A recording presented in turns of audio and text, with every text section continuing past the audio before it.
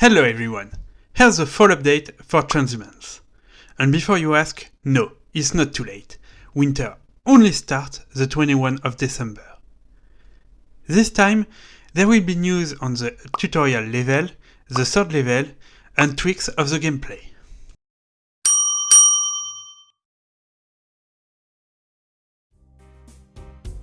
Immediately after finishing the summer update, I received feedbacks from friends.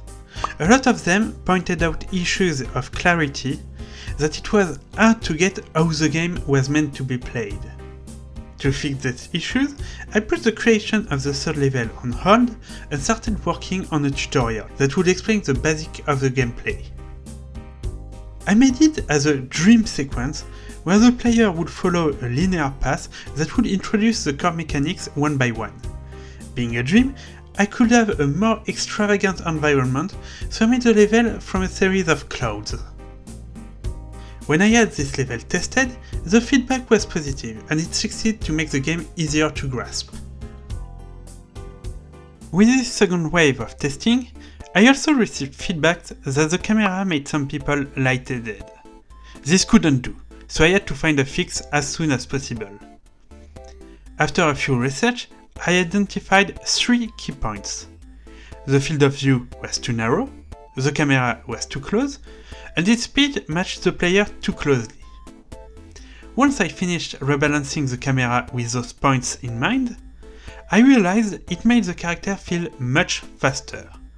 It was not an issue for the horizontal movement, but I had to adjust the jump to make it smoother while still keeping its max height. Those points fixed, I could finally focus on the third level. After a false start, I went back to the drawing board. I created a challenge diagram of the level that I then converted into a blockout in Godot to test how playable it was.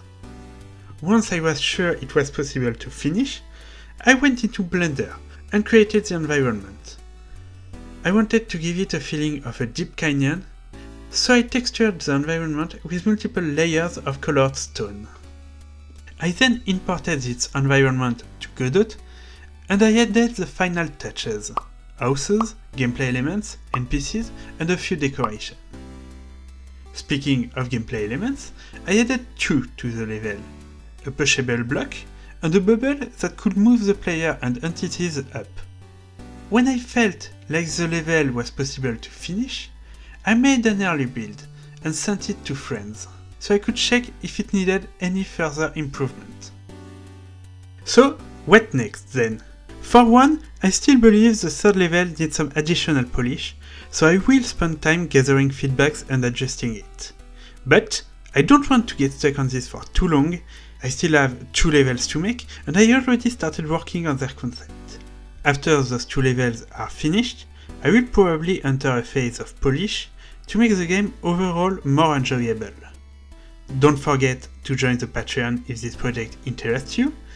See you soon, and have a great day!